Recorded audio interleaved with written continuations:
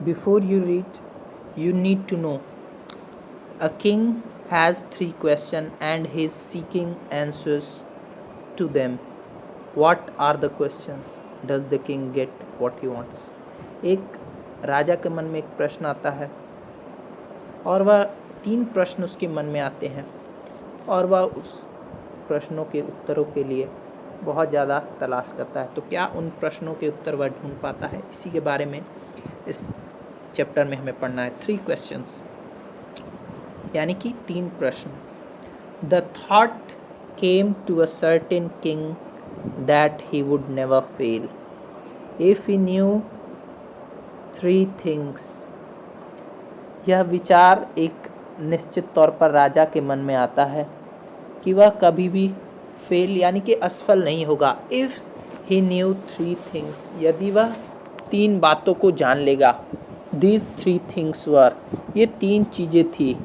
What is the right time to begin something? किसी भी कार्य को करने का सबसे सही समय कौन सा होता है? Begin यानी प्रारंभ करना। Which people should he listen to? और उसे किन व्यक्तियों को सुनना चाहिए? What is the most important thing for him to do? उसके लिए सबसे महत्वपूर्ण कार्य क्या है? ये 3 प्रश्न थे उस राजा के। The king therefore sent messengers throughout his kingdom. उस राजा ने पहले ही therefore यानी पहले ही sent messengers, अपने बहुत सारे मैसेंजर्स यानी संदेशवाहक या दूत। आप सभी जानते होंगे आज के समय में भी राजदूत होते हैं। बहुत सारे अपने मैसेंजर्स यानी कि दूतों और संदेशवाहकों को राजा ने भेज दिया था। थ्रू आउट हिज किंगडम, अपने संपूर्ण साम्राज्य के अंतर्गत। Promising a large sum of money to anyone who would answer this 3 questions. उसने यह वादा करके भेजा था कि जो भी इन 3 प्रश्नों का ठीक ठीक उत्तर देगा उसे एक बड़ी मात्रा में धन दिया जाएगा। मनी यानी धन या पैसा। Many wise man came to the king, यहाँ पे मेन लिखा है MEN, मेन यानी मनुष्य, आदमी, बहुत सारे लोग। मैन यानी एक व्यक्ति, ठीक है। Many wise man came to the king, बहुत सारे बुद्धिमान व्यक्तियों का झुंड आ गया राजा के पास। But they all answered his question differently, लेकिन सभी ने भिन्न भिन्न प्रकार से ही उसका उत्तर दिया। आप सभी जानते हैं सभी व्यक्तियों का दिमाग भिन्न भिन्न तरीके का होता है, तो सभी अलग अलग तरीके से ही उत्तर देंगे। In reply to the first question, पहले प्रश्न के उत्तर में कुछ लोगों ने कहा, सम सेड, कुछ लोगों ने कहा, the king must prepare a time table, राजा को एक समय सारणी बनाना चाहिए। And then follow it strictly, और फिर इसको स्ट्रिक्टली यानी कड़ाई से पालन करना चाहिए। ओनली इन दिस वे, और केवल इसी प्रकार से, दे सेड, उन्होंने कहा, could he do everything at its proper time, वह सभी कार्यों को अपने सही समय से कर सकता है। Other said that it was impossible to decide in advance the right time, सही समय को पहले से ही निश्चित करना अन्य लोगों ने कहा कि यह बिल्कुल भी पॉसिबल नहीं है, यानी कि यह असंभव कार्य है कि कौन सा समय सही है इसे बता पाना वास्तव में असंभव सा ही लगता है। The king should notice all that was going on, avoid foolish pleasures, और राजा उन सभी चीज़ों को देख रहा था जो भी चीज़ें हो रही थी। अवॉइड फूलिश प्लेजर्स, और कुछ लोगों ने कहा कि फूलिश प्लेजर्स यानी बेकार के आनंदों को छोड़ देना चाहिए। And always do whatever seem necessary, और जो सबसे ज़रूरी हो उसे ही सही समय पर करना चाहिए। Yet other said that the king needed a council of wise man who could help him of the proper time, कुछ लोगों ने कहा कि राजा को एक बुद्धिमान लोगों की सभा होनी चाहिए जो उसे बता सके कि कौन सा समय सही समय है। This was because one man would find its impossible to decide correctly, लेकिन अंत में यही तय हुआ कि यह निश्चित करना बहुत ही कठिन है या असंभव है, the right time for every action, कि किसी कार्य को करने का सबसे उपयुक्त समय कौन सा है। But then the other said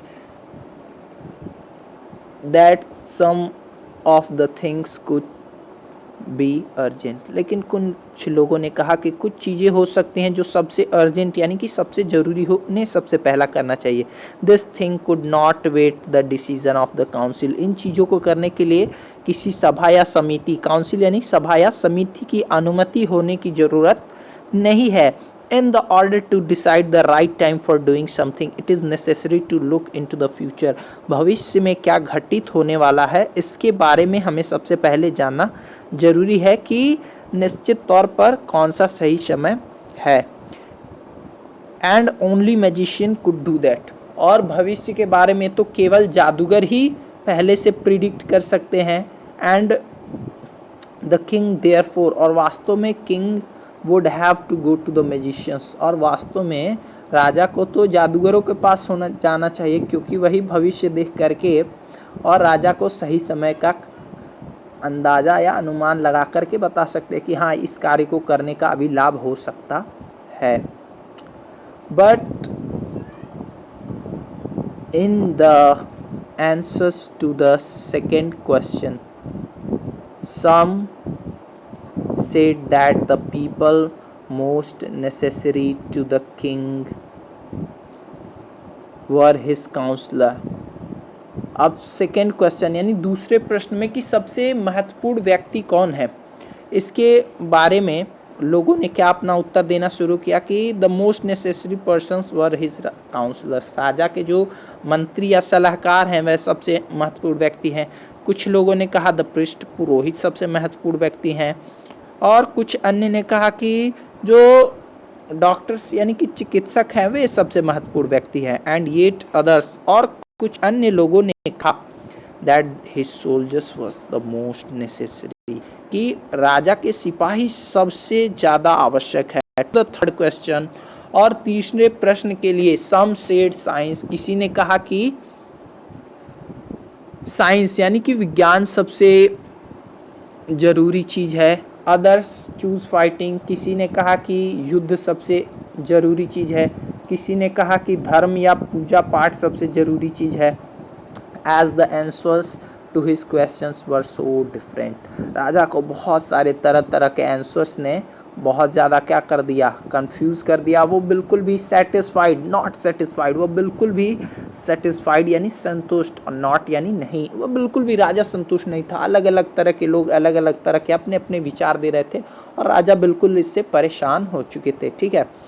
and gave no reward, और उन्होंने किसी को कोई भी इनाम नहीं दिया।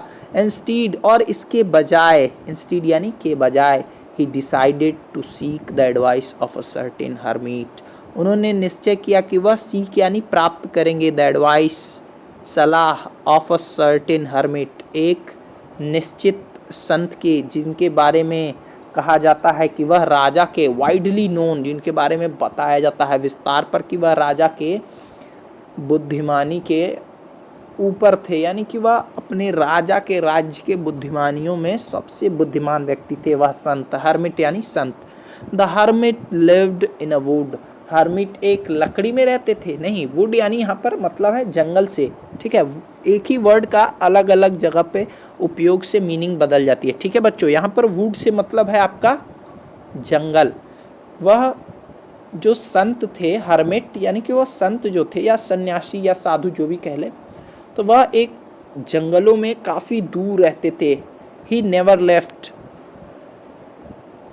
और उन्होंने कभी भी छोड़ा नहीं था, वह जंगलों में काफ़ी दूरी पर रहते थे। He saw no one but simple people, वह कभी भी किसी को दिखावा नहीं करते थे, वह एक साधारण व्यक्ति की तरह रहते थे और साधारण लोगों से ही मिलते थे। And so the king put on ordinary clothes, वह केवल साधारण व्यक्तियों से ही मिलते थे, इसलिए राजा ने भी अपने साधारण वस्त्र ही धारण किया। अपने राजसी वस्त्रों को राजा ने क्या किया, त्याग दिया। राजा ने भी साधारण कपड़े पुट ऑन यानी पहन लिए। Before he reached the king, before he reached the hermit's hut, यानी कि वो किंग, वो राजा अपने संत जी या महात्मा जी के दरवाजे पर पहुंचने से पहले उन्होंने साधारण वस्त्र धारण कर लिए। किंग लेफ्ट हिज हॉर्स, उन्होंने अपने हॉर्स यानी घोड़े को भी त्याग दिया। या छोड़ दिया एंड हिज बॉडीगार्ड, और अपने अंगरक्षकों को, और अकेले ही चले गए। क्योंकि आप सभी जानते हैं कि राजा या आज के समय में भी आप प्राइम मिनिस्टर या चीफ मिनिस्टर देखते हैं, उनके साथ ब्लैक कमांडो या फिर एनएसजी कमांडोज, बहुत सारी सिक्योरिटीज़ रहती हैं। तो पुराने समय में भी राजाओं के साथ अंगरक्षक हुआ करते थे, जिन्हें बॉडीगार्ड्स आज के ज़माने में हम लोग कहते हैं। तो उन सभी को वह जंगल से दूर ही छोड़कर चले गए, ताकि उन संत महात्मा, जो भी हर्मिट यानी जो महात्मा जी थे, उनको यह पता न लगे कि यह कोई राजा या कोई प्रतिष्ठित व्यक्ति है। वह एक साधारण व्यक्तियों से ही मिलते थे, इसलिए राजा भी एक साधारण व्यक्ति के समान ही अकेले एंड वेंट ऑन, और चले गए राजा कैसे, अलोन, अकेले। As the king came near the hermit's hut, और जैसे ही राजा उस महात्मा यानी संत के झोपड़े, हट यानी झोपड़े के नज़दीक आए, he saw the hermit digging the ground in front of his हट। उस राजा ने देखा कि वह महात्मा जी एक छोटा सा जमीन का टुकड़ा, जमीन के हिस्से को क्या कर रहे हैं, डिग यानी कि खोद रहे हैं लगातार। डिगिंग यानी आईएनजी लगा है, रहा रही यानी कि प्रेजेंट कॉन्टिन्यूअस टेंस। ओके, तो वह साधु जी जो है उस जमीन को खोद रहे हैं। ही greeted the king and continued digging, उन्होंने राजा का अभिवादन किया, नमस्कार किया, और फिर से अपने कार्य में जुट गए, यानी खोदना उन्होंने जारी रखा। The hermit was old and weak, वह साधु कमज़ोर और बूढ़े थे। ओल्ड एंड वीक यानी कमज़ोर थे, ओल्ड यानी बूढ़े थे। एंड ही वर्कड, और जैसे जैसे वह कार्य कर रहे थे, ही ब्रेथ हैवली, वह ज़ोरों से सांसें ले रहे थे। आप सभी जानते हैं कि अगर कोई हम लोग मेहनत का कार्य करें तो हमको भी तेज़ तेज़ सांस लेना पड़ जाता है, क्योंकि हमारे शरीर में ऑक्सीजन की सप्लाई कम होने लगती है, इसलिए हमको तेज़ सांस लेने की आवश्यकता पड़ती है। और वैसे भी वह बूढ़े थे तो उनको और ज़्यादा हाँफने लगे, उनको और ज़्यादा ऑक्सीजन की ज़रूरत थी। The king went up to the hermit, और ऐसा देखकर, उनको हाँफते हुए देखकर के राजा उस संत या महात्मा के पास गए एंड सेड, और उन्होंने कहा, I have come to you, मैं आपके पास आया हूँ, वाइज हर्मिट, ए बुद्धिमान संत, मैं आपके पास आया हूँ, to ask you to the answer 3 question, मैं आपसे अपने 3 प्रश्नों के उत्तर जानने के लिए आया हूँ। How can I learn to do, what is the right thing at the right time, सही समय पर करने वाला सही कार्य या सही चीज़ क्या है। Who are the people I need most, सबसे महत्वपूर्ण व्यक्ति कौन है। And the affairs are the most important, और कौन से अफेयर्स यानी मामले या कार्य हैं जो सबसे महत्वपूर्ण हैं। The hermit listen to the king, उन्होंने, उन संत ने राजा को सुना, बट डिडंट स्पीक, लेकिन वह कुछ नहीं बोले। डिड नॉट स्पीक यानी कुछ नहीं बोले। ही वेंट ऑन डिगिंग, वह लगातार खोदते रहे। यू आर टायर्ड, आप थके हुए लग रहे हैं। सेड द किंग, राजा ने कहा, let me take the spade, मुझे फावड़ा दीजिए, and work in your place, और आपके स्थान पर कार्य करने दीजिए, यानी कि आप आराम करिए और मैं कार्य करता हूँ। थैंक्स सेड द हर्मिट, धन्यवाद, उन संत ने कहा, और giving the king his spade, और अपने फावड़े को उन्होंने राजा को दे दिया। Then he sit down on the ground, और फिर वह जमीन पर नीचे बैठ गए। सेट डाउन यानी बैठ गए। सिट डाउन जैसे आपको बोला जाता है, वैसे ही सैट डाउन यानी बैठ गए। सिट डाउन यानी प्रेजेंट में आप बैठिए, और सैट डाउन यानी बैठ गए। When the king had dug 2 beds, he stopped and repeated his question. The hermit gave no answer. फिर जब वह कार्य समाप्त होने लगा, यानी राजा ने 2 बेड्स यानी कि 2 इंच तक लगभग में गहराई में खोद चुके थे, तो उन्होंने कार्य करना रोक दिया, स्टॉप्ड, और रिपीटेड हिज क्वेश्चंस, और अपने प्रश्नों को फिर से उन्होंने क्या किया, रिपीट किया। उन्होंने फिर से पूछा। The hermit give no answer, इस बार भी उस संत ने कोई उत्तर नहीं दिया। बट स्टूड अप, लेकिन वह क्या हुए, खड़े हो गए। Stretching out on his hand, उन्होंने अपने हाथों को बाहर की ओर फैलाया। उन्होंने अपने हाथों को फैलाया फॉर द स्पेड, क्योंकि वह उस फावड़े को लेना चाहते थे। एंड सेड, और उन्होंने अब राजा से कहा, नाउ यू रेस्ट, अब आप क्या करिए, आराम करिए। एंड लेट मी वर्क, और मुझे कार्य करने दीजिए। But the king did not give him the spade and continued to dig. लेकिन राजा ने संत को वह फावड़ा नहीं दिया और वह लगातार खोदना जारी रखे। 1 आवर पास्ट, 1 घंटे लगभग में बीत चुके थे। देन अनादर, और फिर दूसरा भी बीता, यानी कि दूसरा घंटा भी बीता, यानी 2 घंटे बीत चुके थे। The sun went down behind the trees, और सूरज जो था अब पेड़ों के पीछे छिप रहा था, यानी अब संध्या का समय हो रहा था। And at the last the king stuck, और अंत में वह राजा स्टक यानी रुक गया। Down behind the spade into the ground and said, और उसने उस स्पेड फावड़े को रोक दिया, उसी जमीन में छोड़ दिया। और राजा ने कहा, I came to you wise man, a बुद्धिमान व्यक्ति, ए संत, मैं आपके पास आया हूँ। For an answer to my questions, मैं अपने प्रश्नों के उत्तर लेकर आया हूँ आपके पास। क्या आप मुझे वह उत्तर दे सकते हैं, या विचार से मैं आपके पास आया हूँ। If you can give me no answer, यदि आप मुझे कोई उत्तर नहीं देंगे, tell me so and I will return home, तो मुझे ऐसा बता दीजिए, मैं वापस घर चला जाऊँ। हेयर कम्स समवन रनिंग, अरे कोई दौड़ते हुए आ रहा है। सेड द हर्मिट, संत ने कहा। सेड द हर्मिट, संत ने कहा कि कोई दौड़ते हुए आ रहा है। The king turn round and saw a bearded man, और राजा भी मुड़े और उन्होंने देखा कि एक दाढ़ी वाला व्यक्ति जो है वह आ रहा है।